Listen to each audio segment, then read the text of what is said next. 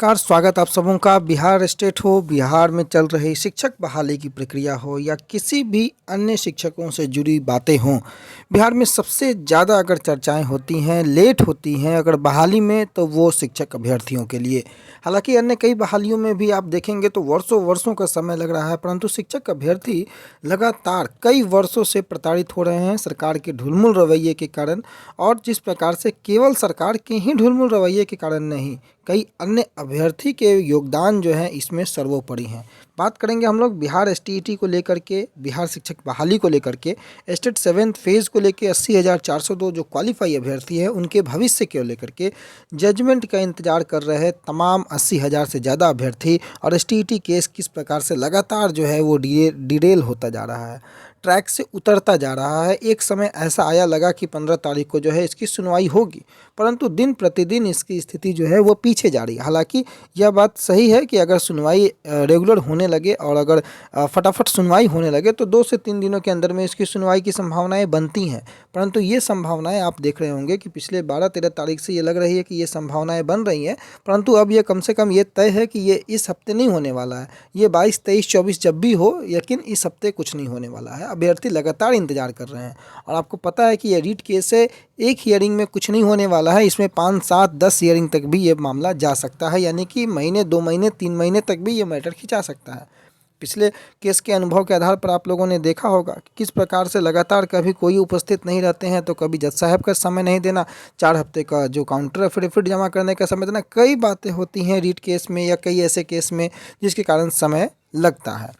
मसला अगर हम देखें केस को लेकर के, तो आप ये देखें कि अभी की जो ताज़ा हालात है 12,481, चूँकि 12,481 की चर्चाएं करना इसलिए आवश्यक है क्योंकि इसी में 17,143 भी टैग है, 12,021 भी इसी के आसपास जो है वो घूम रहा है। यानी कि मुख्य जो एसटीईटी को अगर हम देखें तो एसटीईटी का सारा जो मैटर है वो इसी केस के इर्द गिर्द घूम रहा है और यही केस जो है वो निर्णायक साबित हो सकता है, ऐसा सभी लोगों का मानना है।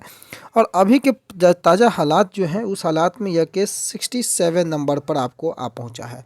आखिर क्यों ये पीछे जा रहा है? बीच में क्रिमिनल केसेस का आना या किसी अन्य केसेस का आना, आपको पता है कि 56 नंबर से शुरुआत हुआ था इस केस का, जब बेंच बदला था तब 56 नंबर के बाद ये एक दिन के बाद ये 47 पे आया। लगा कि 1 से 2 दिनों में इसकी हियरिंग संभव है, परंतु 47 के बाद सीधा इस केस का 60 पे आ जाना और 60 के बाद आज जो है वो 67 नंबर पर आना। और अगली सुनवाई की डेट अगर आप इसमें देखें तो 22 तारीख, यानी कि शायद दिन सोमवार पड़ता है। इस तरीके से आगे की जो परिस्थितियाँ बन रही हैं वो आप समझ सकते हैं कि क्या बन रही हैं। अगर 67 नंबर पर यह केस लगातार पीछे जा रहा है, कहीं अगर ये और पीछे जाएगा, आपको पता है कि जब बेंच नहीं बदला था तो लगभग 150-200 के आसपास ये केस लगभग महीनों से चलता आ रहा था। उसके बाद बेंच बदलता है और ये 56 नंबर पर लिस्टेड होता है और पुनः एक बार ये 67 नंबर पर आता है। देखना होगा कि आगे की परिस्थिति क्या बनती है। हालांकि अभी भी 67 कोई ज़्यादा पीछे का नंबर नहीं है। अगर सुनवाई फटाफट होती है तो 2 से 3 दिनों के अंदर में इसकी संभावनाएं बनती हैं, परंतु एक हियरिंग में इसका कुछ होने वाला नहीं है। पहला हियरिंग तो सभी पक्ष जो हैं वो अपने अपने पक्ष रखने में ही वो समय ख़त्म हो जाएगा। उसके बाद देखना होगा कि किस प्रकार से तारीख पर तारीख इस केस में मिलती है। रही बात, पीआईएल भी साथ में चल रहा है, पीआईएल को लेकर के भी सुनवाई की जो है संभावनाएं वो नज़र आ रही हैं। परिस्थितियां गर्म है स्टेट को लेकर के मैटर। अब 12 दिसंबर के बाद की जो परिस्थितियां हैं, सरकार ने काउंसलिंग का डेट भी जारी कर रखा है, आगे मैं बात करूँगा उसमें किस प्रकार से किस नियोजन इकाई में, किस पंचायत में शिक्षकों का चयन नहीं हो पाएगा, सभी बिंदुओं पर चर्चाएं होंगी। परंतु 12 दिसंबर के बाद 14 दिसंबर से गवर्नमेंट का काउंसलिंग का डेट निकालना, ये कहीं ना कहीं शीतकालीन सत्र की तैयारी है। और शीतकालीन सत्र में बचने को लेकर के गवर्नमेंट देखिए किस प्रकार से जाल बिछाती है और उस जाल में सभी लोगों के जवाब को सवाल को समाहित कर देने का प्रयास ये गवर्नमेंट का है। और अभ्यर्थी लगातार आपस में उलझे हुए हैं। पहले ही दिन मैंने आपको बताया था कि किसी भी अभ्यर्थी को जो फाइनेंशियल सपोर्ट या जिस प्रकार से चंदा कह लें आप, चंदा देना न देना ये आपके विवेक के ऊपर है, लेकिन जिस प्रकार से चंदा को लेकर के आज परिस्थितियां यूट्यूब में हो या सोशल मीडिया पर हो या खास करके स्टेट अभ्यर्थियों के बीच में हो, सभी को केवल चंदा चाहिए। बहाली को आगे बढ़ाने को लेकर के, बहाली किस दिशा में जाए बिना इस बात को सोचे हुए लोगों को केवल और चंदा चाहिए। खैर, वो सारे लोगों को अब समझ में आता होगा कि कौन सही था कौन गलत था। सारी परिस्थितियों को देख करके आप देखिए कि किस प्रकार से, जिस प्रकार से एक हिस्सेदारी की बात होती है कि उसे हिस्सेदारी न मिला तो वो भड़क गया, उसे हिस्सेदारी न मिला तो वो भड़क गया। ऐसी परिस्थितियाँ आज स्टेट को लेकर के है, यानी कि स्टेट को पूरी तरीके से राजनीतिकरण कर दिया गया है और उसमें कोई और नहीं, एस्टेट कैंडिडेट का ही हाथ है। कुछ लोग हैं जिसको आप लोग बहुत अच्छी तरीके से पहचानते हैं और कुछ लोग के कारण ही ये सारा एस्टेट प्रक्रिया जो है वो बदनाम है और सारे एस्टेट की प्रक्रिया रुकी पड़ी है उन्हीं कुछ लोगों के कारण। आगे देखना होगा कि क्या संभावनाएं बनती हैं। अगले खबर की अगर हम चलें तो सरकार के साथ साथ विपक्ष भी जो है शिक्षक नियोजन और शिक्षकों की भर्ती को लेकर के लगातार जो है चर्चा में रहता है।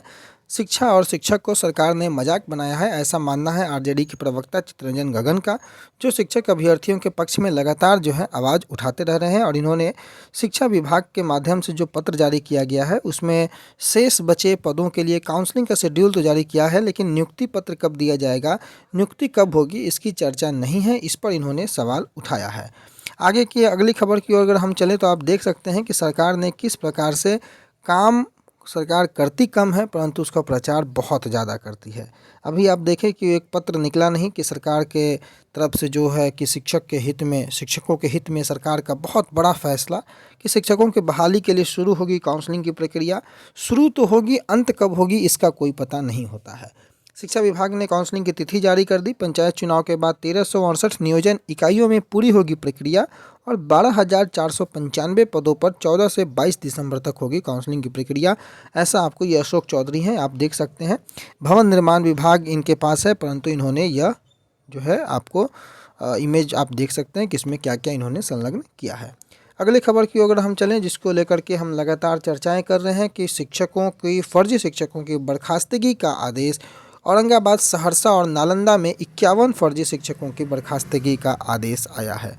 अब देखना होगा कि सरकार जब इन लगातार शिक्षकों पर कार्रवाई कर रही है, उनके बचे खाली पदों को किस प्रकार से सरकार आगे लाती है या जोड़ने का प्रयास करती है।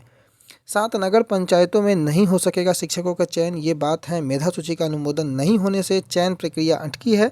नगर पंचायत अध्यक्ष के चुनाव के बाद ही अब चयन की उम्मीद है। आपको पता है कि नगर पंचायत के जो अध्यक्ष है उनके चुनाव के बाद इन सारी प्रक्रिया में अब चयनित अभ्यर्थी जो है चयन की उम्मीद लगा सकते हैं। तीसरे चरण की काउंसलिंग के लिए दिसंबर में तिथि अब तय है। नगर निगम और नगर परिषद में भी नहीं हुआ है चयन। जुलाई और अगस्त में जो काउंसलिंग हुई है उसके 2 चरणों में नगर निगम और नगर परिषद की जो चयन प्रक्रिया है वो अभी पूरी नहीं हो सकी है। इसको लेकर के जिले में 7 नगर जो नई नगर पंचायत बनी है उसमें अब शिक्षकों का चयन हो पाना मुश्किल लग रहा है। ये मुजफ्फरपुर की बातें कर रहे हैं हम लोग। और आगे देखना होगा कि अब जिस प्रकार से नगर पंचायत इकाइयों में 1 से 5 तक सामान्य विषय के 31 और उर्दू के 6 सीट खाली हैं, इसमें किस प्रकार से बहाली हो पाती है। इन्हीं तमाम बिंदुओं के साथ इस वीडियो को यहीं पर ख़त्म करेंगे, यह बताते हुए कि एसटीईटी का जो मैटर है या टीईटी का यानी कि शिक्षक नियोजन 1 से 5 और 6 से 8 का जो मैटर है, इन सभी मैटर में अब यह दिसंबर और नवंबर का महीना बड़ा क्रूशियल होने वाला है। एस्टेट को लेकर के केस से रिलेटेड और बाकी जो शिक्षक नियोजन है उनके नियुक्ति पत्र से रिलेटेड ये मैटर है।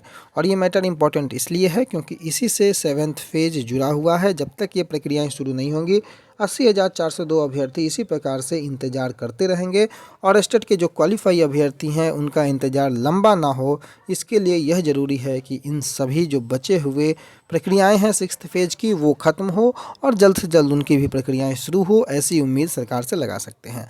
शीतकालीन सत्र आने वाला है, उम्मीद है कि विपक्ष के माध्यम से सरकार को घेरने का प्रयास भी किया जाएगा और सरकार को उचित जवाब और उचित कार्रवाई करनी पड़ेगी, ऐसी उम्मीद और ऐसी संभावनाओं के साथ इस वीडियो को यहीं समाप्त करते हैं, इस उम्मीद के साथ कि आप सभी स्वस्थ होंगे, अच्छे होंगे और अपना भरपूर ख्याल रखते होंगे। धन्यवाद।